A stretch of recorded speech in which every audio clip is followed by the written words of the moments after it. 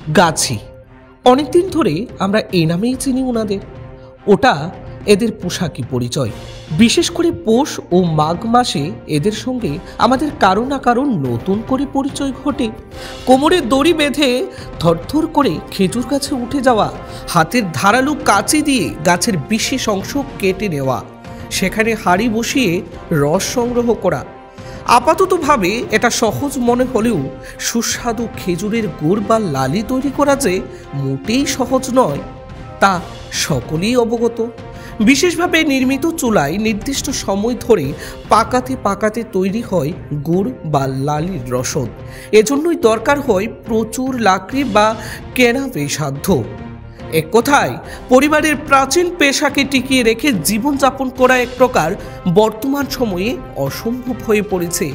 এই কাজ তো 2 বা 3 মাসের, বাকি সময় অন্য পেশায় যুক্ত থেকেই বাঁচতে হয়। অকপটে জানালেন প্রায় 3 দশকের গাছি জগবন্ধু দেবনাথ।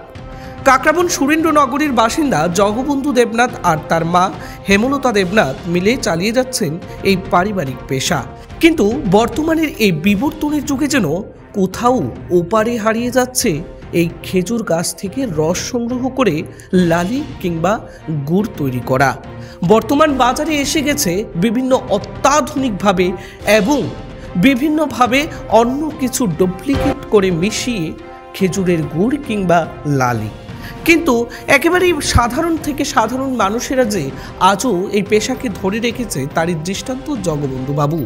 কাকরাবন সুরেন্দ্রনগরের বাসিন্দা জগবন্ধু তার মা হেমলতা দেবনাথ মিলে চালিয়ে যাচ্ছেন এই পারিবারিক পেশাটুকু। তাদের কথায় যে পরিশ্রম এবং খরচ করে গুড় বা লালি তৈরি করা হয় তা থেকে বেশি পয়সা রোজগার করা এক প্রকার দুঃসাধ্য হয়ে উঠেছে। তবুও ঐতিহ্যের টানেই এ কাজে জুড়ে আছেন বলে জানালেন। পারিবারিক প্রতিপালন করে দ্বাদশ শ্রেণীতে পাঠরতা মেয়ে রেশমি এবং 10ম শ্রেণীতে পাঠরত ছেলে অঙ্কুরের পড়া চালিয়ে যাওয়া অসাধ্য বলেই জানালেন জগবন্ধু বাবু। আগামীতে কি করবেন? দীর্ঘ সময়ের পেশা অনেকটাই বন্ধের পথে। তথ্য দিয়ে জানালেন বহু অঞ্চলে খেজুর গাছ থাকলেও অনিশ্চিত পেশায় আসতে চাইছেন না নতুন প্রজন্ম। কি করা উচিত? নিজেও জানেন না সমাধান কোন পথে। আগামীতে গাছিরা থাকবেন না, অবলুপ্ত হয়ে যাবেন এই প্রাচীন পেশা, তা অবশ্য বলতে পারছেন না কেউই। তবে সামনের পথ অনিশ্চিত এ কথা জেনেও খেজুরের গুড় বা লালি তৈরি করে যেতে চান জগবন্ধু হেমলতা দেবী। কি নাম আপনার? জগবন্ধু দেবনাথ।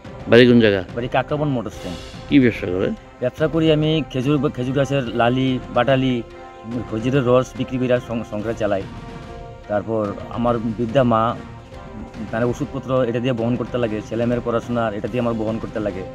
খেজুরের গুড়ের উপর নির্ভর হয় বিশেষ করে 2-2.5 মাস 3 মাস রোজ এটা দিয়ে আমার একটা মোটামুটি সংসারটা চালাই। কষ্ট হয়, 60টা গাছ কাটতে আসে, কষ্ট হয়।